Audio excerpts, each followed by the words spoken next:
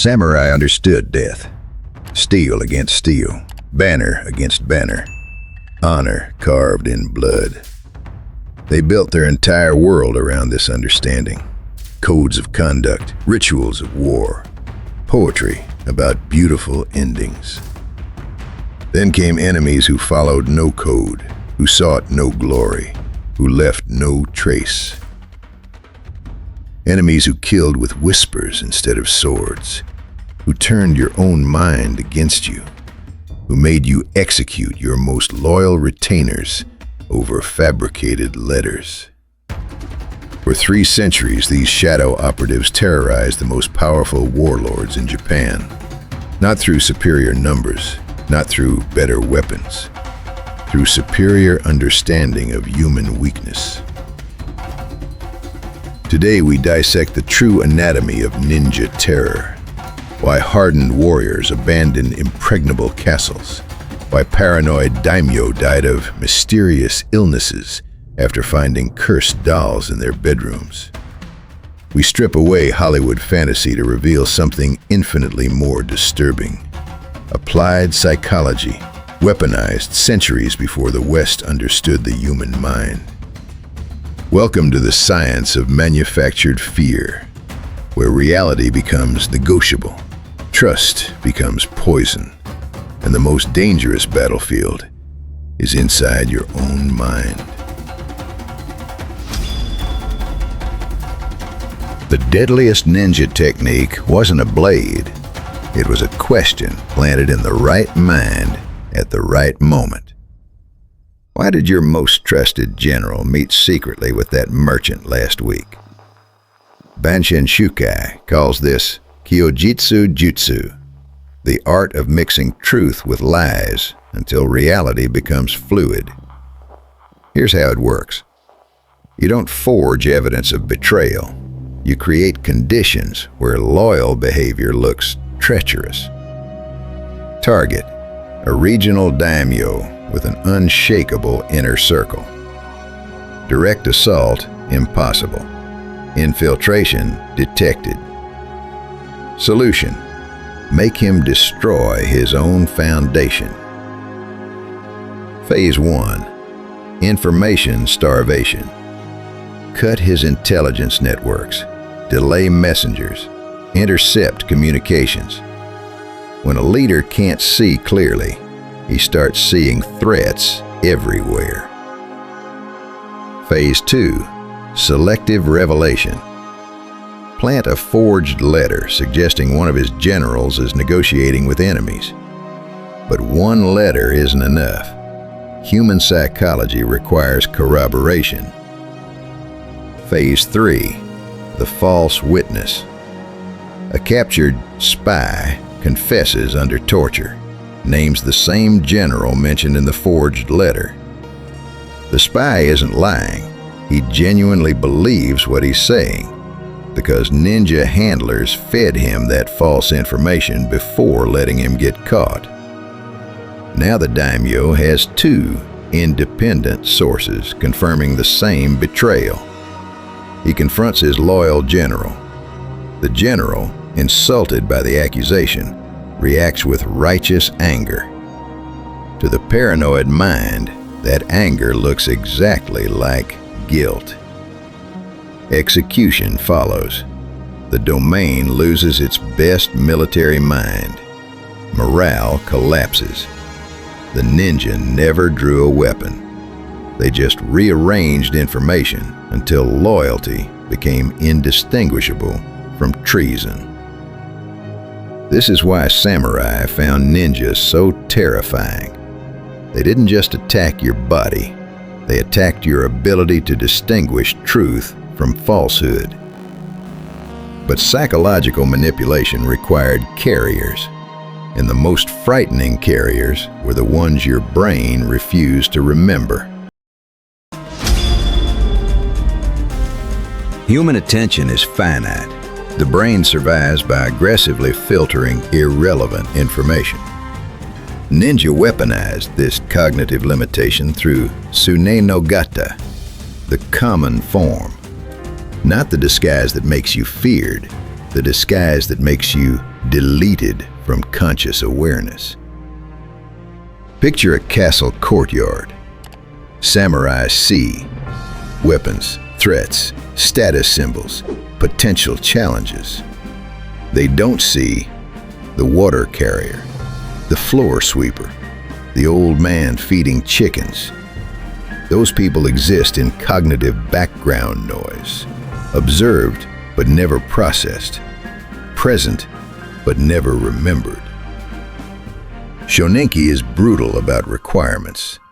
No distinctive features, no memorable mannerisms, no emotional reactions worth noting. Height exactly average for region. Build perfectly unremarkable. Voice that disappears into ambient conversation. If questioned, story must be aggressively boring. Carrying rice from village, looking for day labor, grandfather sick. The goal isn't convincing interrogator you're honest. It's making his brain say, not worth the processing power. Once operative achieves cognitive invisibility, access becomes unlimited. He can sit by the same well every morning, cataloging who visits which buildings.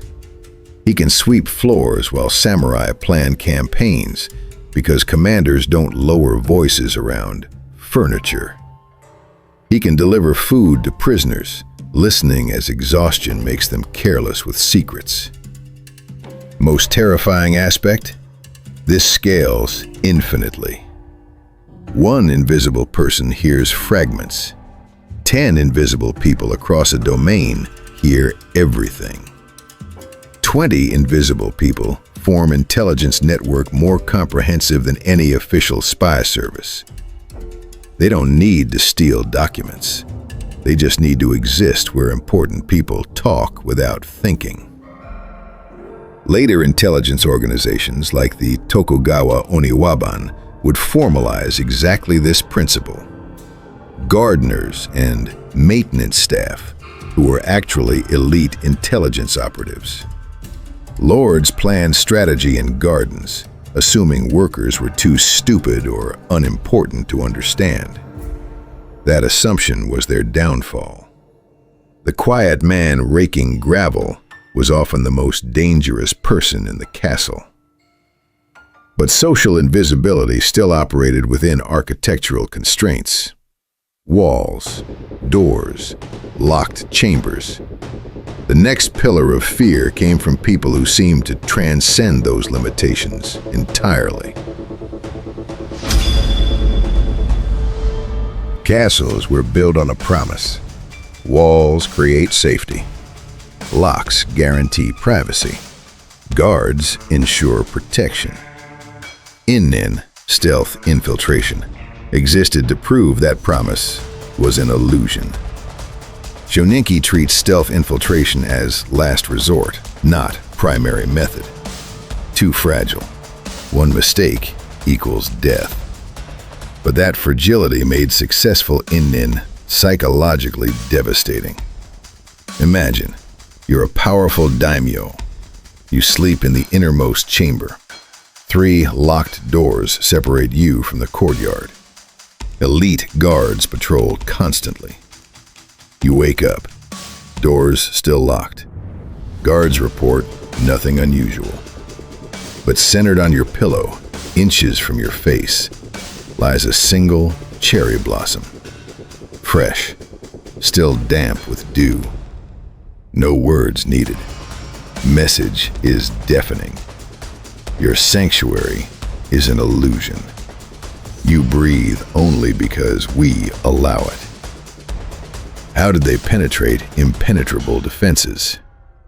Bansenshukai teaches negative architecture, spaces builders never intended for human use. Crawl spaces between ceiling and roof. Maintenance voids around cisterns. Gaps behind decorative panels. Ninja trained to exist in these forgotten volumes as naturally as others walked hallways. They didn't pick locks. They removed entire door panels from tracks using specialized tools. then replaced them perfectly. They didn't climb walls. They traversed ceiling beams, distributing weight to avoid creaking timber. They moved through waste channels, ventilation shafts, structural gaps that architects assumed were inaccessible. The psychological impact was catastrophic. If they could place a flower on your pillow, they could put poison in your tea, black powder under your floorboards, a blade between your ribs. Sleep became impossible. Paranoia consumed decision-making. The most secure room felt like a trap.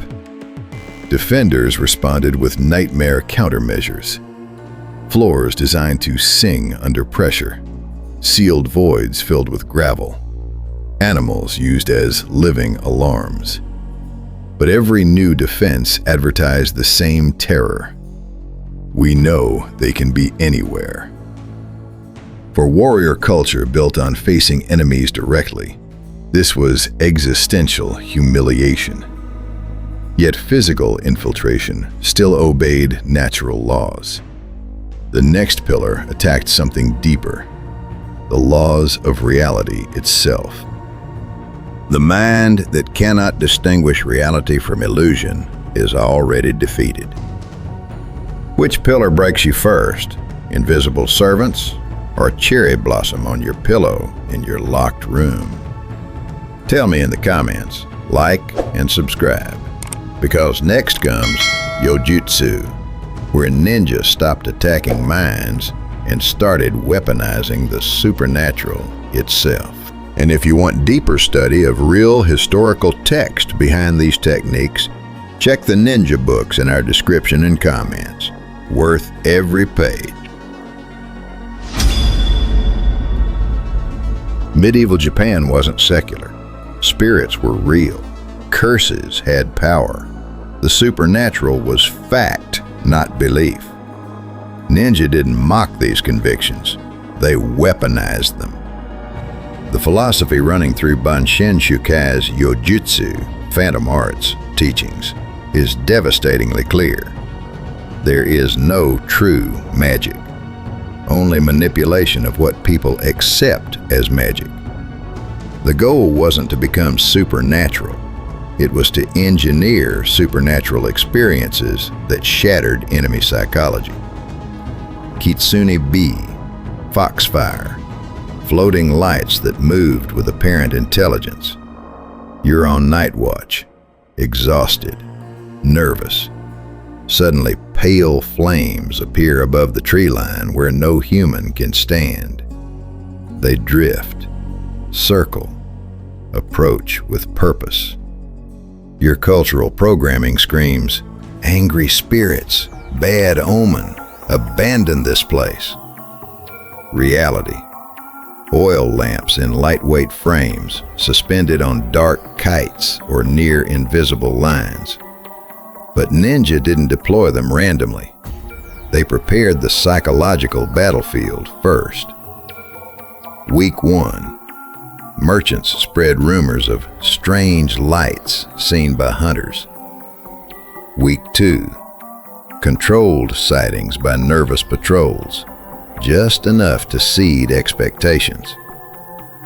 Week 3. Full deployment when the camp is already on edge. By then, soldiers aren't seeing lamps. They're seeing exactly what folklore taught them to fear. Result? Men refuse to patrol certain areas. Some fire arrows uselessly into darkness. Others abandon positions entirely. Yōjutsu took this further, weaponized ghosts that knew your secrets. They research your past, find your darkest guilt, dead brother, betrayed friend, innocent you failed to protect. Then, outside your window at midnight, that voice begins to weep. Not generic haunting, personalized prosecution using exact dialect, private nicknames, shared memories. The voice comes from bamboo tubes buried in courtyard gravel, projecting sound while the operator lies safely distant. Pale, glowing figure appears in your garden. Kimono treated with luminescent fungi, manipulated by fishing line. To you, this isn't theater. It's cosmic justice manifesting in physical world. Sleep dies. Appetite vanishes. Paranoia consumes judgment. Within weeks, you suffer complete psychological collapse. The ninja didn't kill you. They built a stage and let your own conscience execute you. But the most insidious technique attacked something even deeper than fear or guilt. Noroi-jutsu, cursecraft, making people die from pure belief. You find a straw doll in your private shrine, your name written in red ink, nails driven through its heart. You feel fine now, but what about tomorrow? Next week? Every headache becomes confirmation. Every stumble proves the curse is working. The principle embedded in ninja doctrine is cold. The mind that accepts death summons death. Chronic stress hormones, immune suppression, psychosomatic illness that physicians can't diagnose or treat. You die from your own certainty of doom. The perfect assassination that leaves no physical evidence. This is the terror of Yōjutsu. It doesn't break natural law. It makes you believe natural law has been broken. But psychological weapons were just the foundation. The true terror came when ninja stopped fighting like humans and started moving like forces of nature itself. Samurai trained to fight in daylight. Visual confirmation, banner recognition, honor displayed in bright steel. Darkness to them was obstacle, conditioned to endure until sunrise restored proper warfare. To ninja, darkness wasn't hindrance, it was infrastructure. Bansenshukai teaches you don't fight enemies in the dark. You let darkness fight them for you. It starts with weaponizing biological time itself. Human alertness follows circadian rhythm. Peak performance at noon. Absolute crash between 2 to 4 a.m. Hour of the ox. When body temperature drops, reaction time doubles. Cognitive processing crawls. Ninja didn't attack when it was merely dark. They attacked when enemy biology was actively betraying them. You're a guard at 3 a.m. You aren't fighting infiltrator. You're fighting your own genetics and losing. But moving in that void required complete sensory inversion. Amateurs try for total silence. Shoninki calls this foolish. Total silence in noisy world creates suspicion. Masters practiced Jō-on, sound camouflage. You don't eliminate noise. You hide your noise inside their noise. Step when wind howls. Slide door when thunder cracks. Move when horse kicks stall. Then there's the cricket test. Most terrifying sound to veteran guard is no sound at all. When humans walk through garden, insects stop chirping. Frogs go silent. Nature holds its breath. Ninja trained to move below animal threat threshold. So slowly, so organically, crickets keep singing. If crickets sing, guard's brain registers safe. He relaxes, lowers lantern, never realizes shadow 3 feet away is breathing. Advanced practitioners learned Kage Nagare, shadow flow. moving not around obstacles, but through negative spaces between them. Under stairs, behind hanging scrolls, inside architectural gaps builders never intended for humans. They navigated by air pressure changes. Cool drafts reveal openings. Warm spots indicate enclosed spaces. Fingertips read surfaces like text. Approaching wall, air pressure increases. Opening ahead, temperature shifts from enclosed to ventilated. You see with skin, navigate by feeling space itself. The terror of this mastery, realization that your fortress has highways you never knew existed, and they're all occupied. But single shadow, however skilled, still has limitations. What happens when that shadow multiplies into impossible numbers? Military strategy depends on counting. Know your numbers, know theirs, deploy accordingly. Ninja shattered this fundamental math. 5 men creating psychological footprint of 50. Bansenshukai calls this Kyōjitsu-sen, fullness and emptiness warfare. Scenario: castle expects night raid, defenders tense, ready. Explosion erupts at North Gate.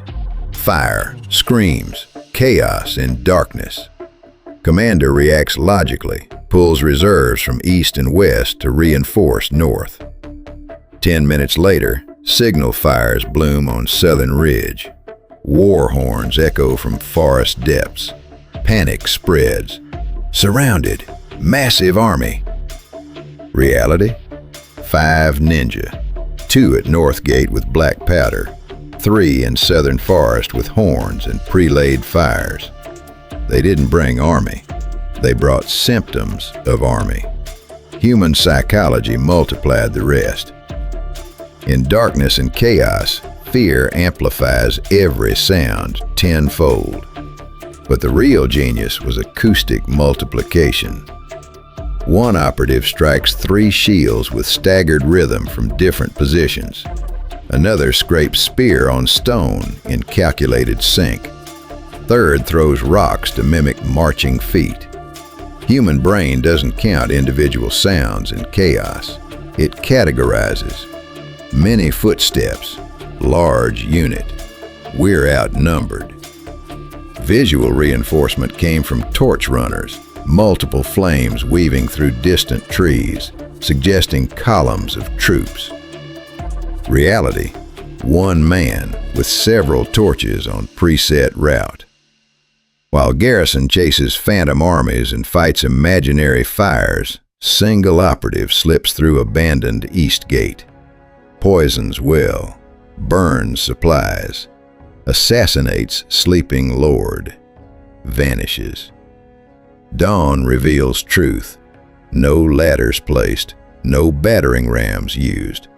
Just ash, confusion, dead commander. Psychological devastation is permanent. How do you prepare when you can't trust your senses? When firecracker might be distraction or vanguard of 1,000 men, you hesitate, second guess, freeze. In warfare, hesitation equals death. They didn't defeat samurai math. They broke samurai ability to count. But even phantom armies leave traces, noise, fire, movement.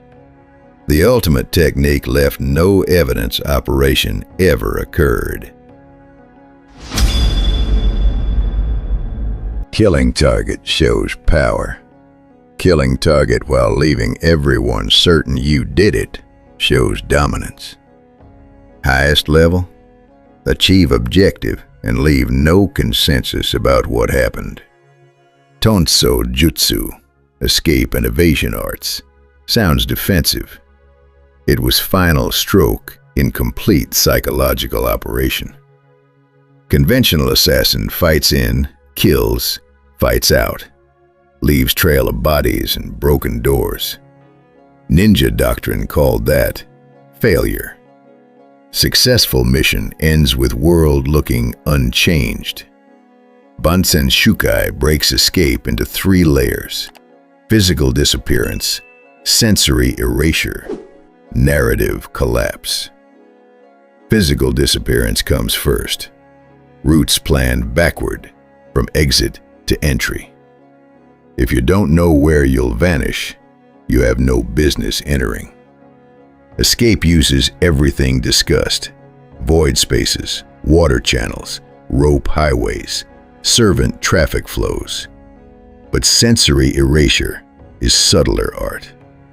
Ninja timed exfiltration to overlap natural noise spikes, temple bells, thunder, scheduled drum signals. They changed identity mid-escape. Intruder in black becomes panicked servant or drunk laborer stumbling home. By time first shouts ring out, attacker has joined responding crowd. Then comes narrative collapse, most sophisticated layer. Lord found dead in locked room. No broken windows, no forced doors, no missing valuables. Samurai worldview cannot process ninja through ceiling void, killed him, escaped via sewage while we slept. Alternative stories arise. Suicide, poisoned by retainers, divine curse. Ninja don't need agreement on which story is true, just agreement that probably wasn't external assassin. Ambiguity becomes strategic armor. No clear enemy, no clear retaliation. Cannot launch campaign against maybe ghost, maybe internal betrayal, maybe bad luck. Sometimes ninja planted false traces deliberately. Broken branch pointing wrong direction, dropped items suggesting different clan. Bansenshukai warns, when enemy spends anger on wrong target, your victory multiplies. Terror for samurai wasn't just enemies appearing from nowhere. It was having no solid enemy to hate afterward. Suspicion turned inward, blame scattered, trust eroded. Mission succeeded twice, once on target's body, once in survivors' minds. The operative walked away into investigation team as perfectly ordinary craftsman, shaking head at such tragic event. Fact that this was possible, that one person could do this and vanish into crowd forever, made ninja fear linger long after operations ended. Because you could never be sure event was over. Man who caused it might still be serving your tea. Strip away the myths.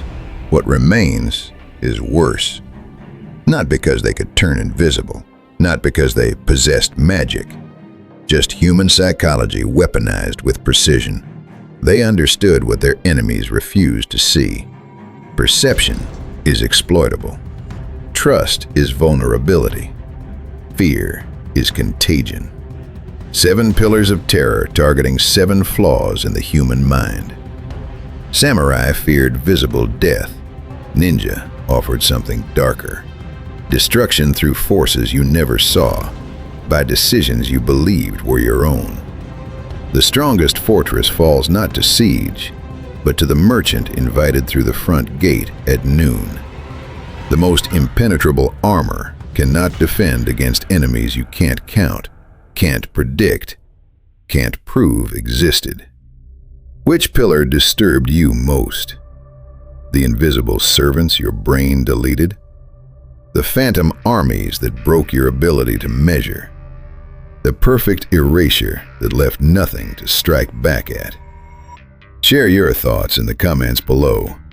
And if you want to uncover the other secrets ninja kept hidden for centuries, subscribe now, because history's shadows still have much to teach us.